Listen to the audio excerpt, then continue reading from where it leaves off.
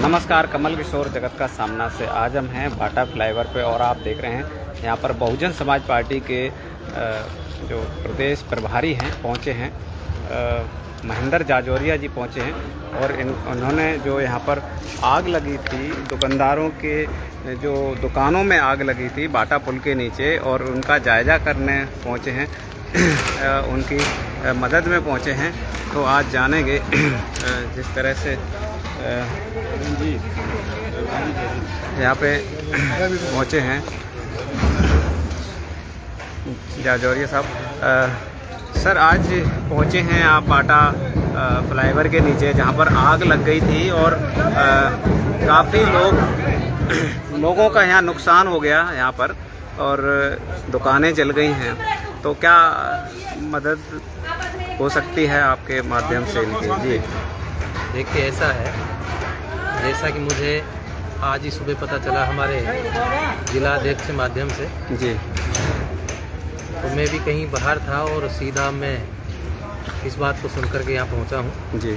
लेकिन जो मुझे बताया गया है जी, उसमें ये पता चला है कि भाई जितने भी लोग यहाँ गरीब लोग अपना जीवन व्यापन कर रहे हैं बहुत लंबे अरसे से जी, और इनके पास में गवर्नमेंट ने लोन भी दे रखा है और ये जो सामान रखते हैं उस सामान को बेचने के इनके पास में कागजात भी है, सर्टिफिकेट भी है जी, और ये रोज़मर्रा का काम अपना रूटीन में कर रहे हैं जी, मैंने ये भी सुना था कि उससे एक दिन पहले यहाँ कमिश्नर साहब आए थे जी, और कमिश्नर साहब इसको बोल के गए थे कि इस जगह को आप खाली कर दें। जी, तो यहाँ के जो स्थानीय लोग हैं जी, जो अपना काम कर रहे हैं जी, उन्होंने उनसे ये भी कहा था कि जी हमारे पास गवर्नमेंट के लोन भी हैं जी, और इस जगह को देख कर के गवर्नमेंट ने हमें लोन सैंक्शन किया है। जी, अगर हम यहाँ से चले जाएंगे तो या तो हमें कोई ऐसी जगह बता दो जहाँ हम उस लोन को चुका सकें, जी, क्योंकि वो भी आप ही के द्वारा दिलाया हुआ है। जी, बिल्कुल।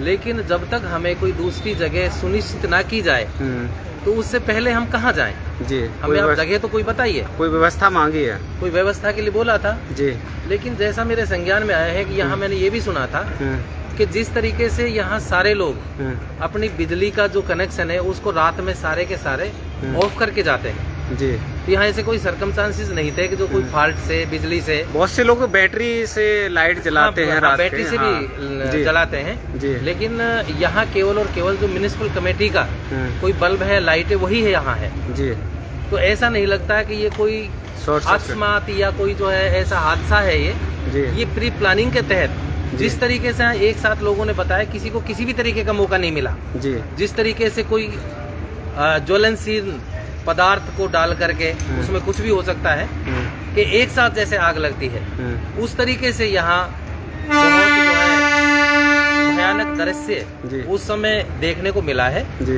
लोगों को अफरा तफरी में कुछ भी नहीं सूझा, वो अपने सामान को भी यहाँ से नहीं निकाल सके। जी, अब मेरे कई माताओं से, बहनों से बात हुई है, वो बेचारी रो रही है कि हमें बच्चों का अपना पेट कैसे भरे, जी, हमें कोई तरीका आप ही बता दो।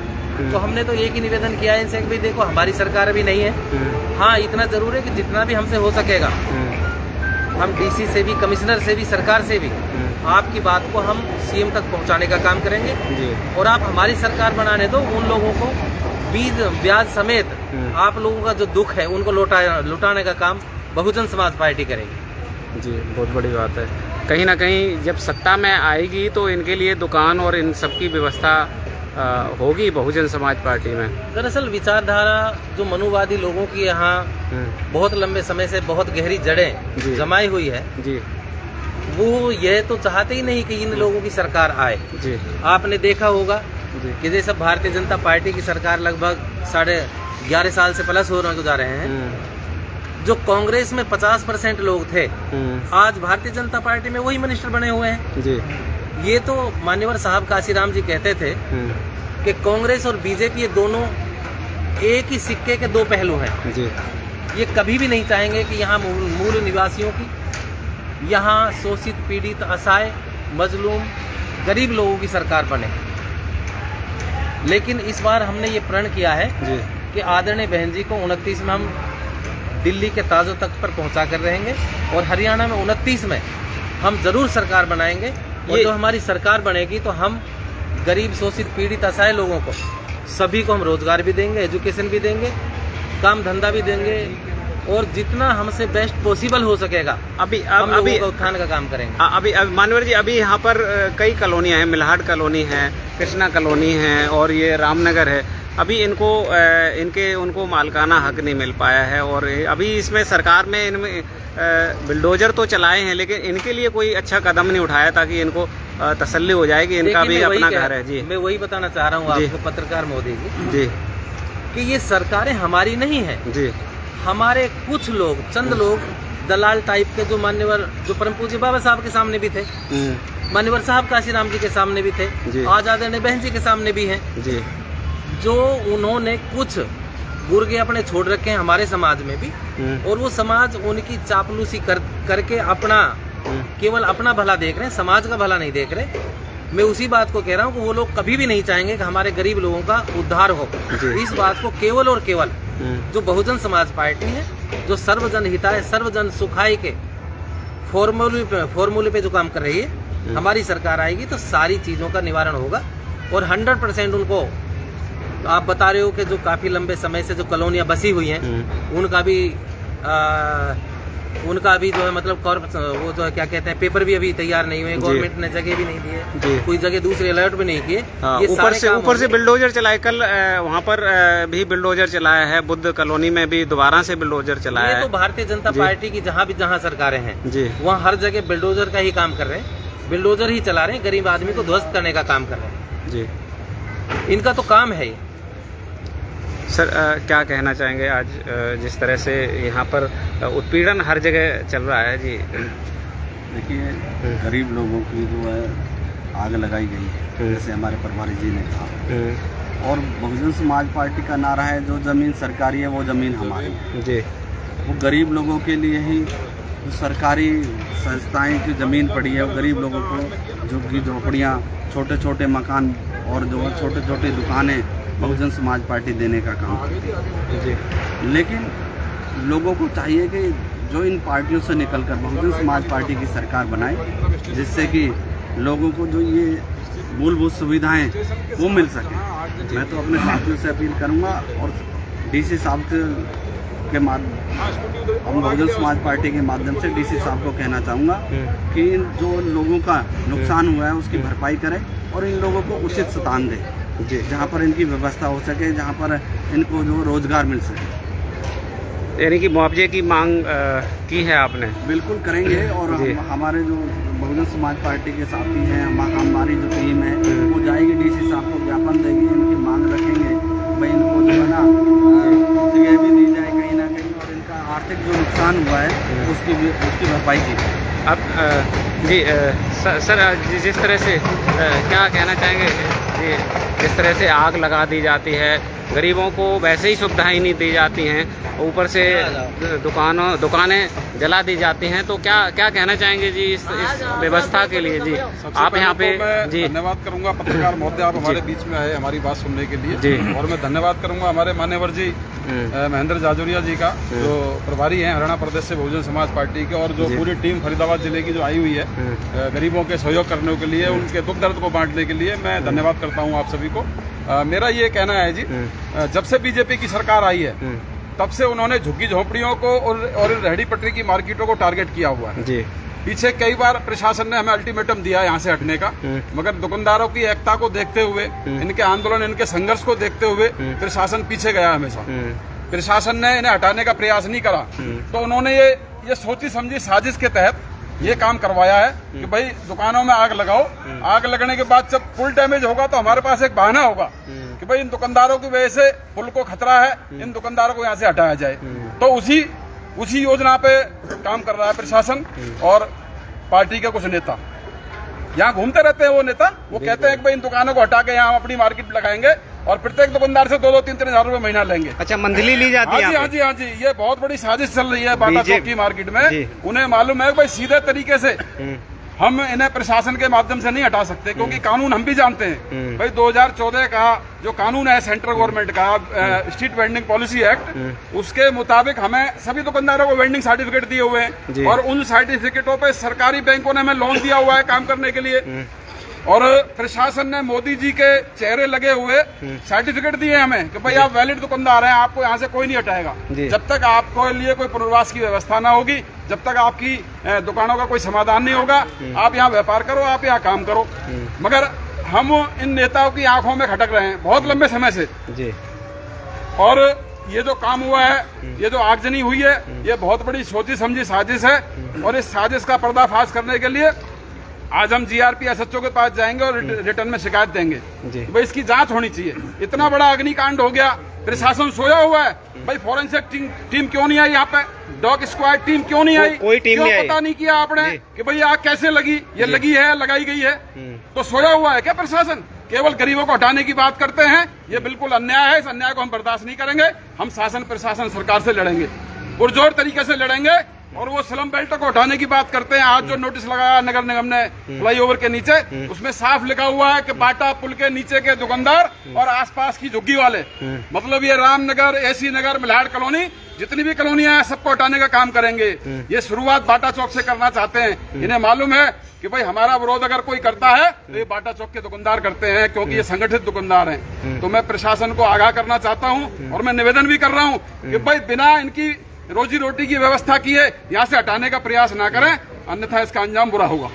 हमारे साथ में टीकम सिंह जी भी हैं। और सर क्या कहना चाहेंगे, जिस तरह से यहाँ पर मंत्री जी हैं विपुल गोयल, और वो एसडीओ जो हैं यहाँ पे कई इंजीनियर्स हैं, उनके साथ भी अभद्रता की है, क्या उनके रहते यहाँ पर ये जो झुग्गियाँ बच जाएंगी, या क्या मानते हैं आप? जी ऐसा है, कल कमिश्नर, परसों दिन कमिश्नर और वो सारी टीम आई थी नगर निगम की, और वो बोल के गए थे कि भाई इनको हटाना है। और इन्होंने परसों के दिन ही ये चिपकाए थे नोटिस, और रात को आग लगी जी, सवेरे 4 बजे जी। भाई इसमें कोई ना कोई तो साजिश है, इसी ने भी लगाई हो, मतलब कहीं ना कहीं साजिश तो है। इसलिए एक साथ में 20 दुकान नहीं जल सकती, कोई ना कोई कारण तो है। जली हैं 20 दुकानें, एकदम तो आग लगेगी नहीं। अगर एक तरफ से लगेगी तो घंटा लग जाएगा 20 दुकानों में आग लगने में, पर कहीं ना कहीं साजिश है इसमें जी। इसलिए अब कल फिर जेसीबी लेके आ गए, दुकानों को फिर तोड़ना शुरू कर दिया उस कोने से जी। 1-2 ने तोड़ भी गए। फिर इतने में ही यहाँ पे कौशिक जी आ गए। कौशिक जी का मेरे ऊपर चढ़ा बिल्डोजर, उसके बाद आगे बढ़ेगा। हाथापाई भी हो गई, जो लोग एसडीओ वगैरह जितने भी आए थे, हाथापाई तक, धक्का मुक्की तक हो गई। फिर एसएचओ भी आ गया। एसएचओ ने कहा पता नहीं क्या बात है, मिलकर एसएचओ बात है। फिर उनसे कहा, बात करी उसने, एसएचओ ने, मैंने उनको टाइम दे दिया 2 दिन का कि भाई 2 दिन में हटा लो, 2 दिन के अंदर हटा लो इनको। कहाँ कहीं व्यवस्था की है? हटा के कहाँ ले जाएंगे? कोई व्यवस्था नहीं की। नहीं, फिर कैसे हटा लेंगे? कोई आतंकवादी हैं, कहीं अमेरिका से आए हैं, जापान से आए हैं, चाइना से आए हैं, कहाँ से आए? थाईलैंड, कोरिया से आए, कहाँ से आए? क्यों हटा रहे हैं? बीजेपी ना इस देश के लिए बाहरी है जी। आज तक इन्होंने SC, ST, OBC भारत के मूल निवासियों का कोई काम नहीं किया जी। सिर्फ अपना पेट भर रही है जी। पूरी लूट बचा रखी है। यहाँ का जो सांसद है वो तो ओबीसी समाज से आता है। अरे वो यहाँ का जी, हाँ, वो ओबीसी थोड़ी है, वो पिट्ठू है, बीजेपी का पिट्ठू है, मनुवादियों का पिट्ठू है। वो काय का मंत्री है जी। आज जो मंत्री होता ना, अरे हम डरते थोड़ी है यार जी। हाँ, हम किसी से डरते नहीं है जी। आज वो हमारा होता, आदिवासी में खड़ा होता या समाज का होता तो हमारे बीच में खड़ा होता। तो काय का ओबीसी है? ओबीसी तो नरेंद्र मोदी भी है, वो अपने आप को ओबीसी कहता है। काय का ओबीसी है? जब समाज को खा रहा है तो काय का ओबीसी है? वो काय का प्रधानमंत्री है?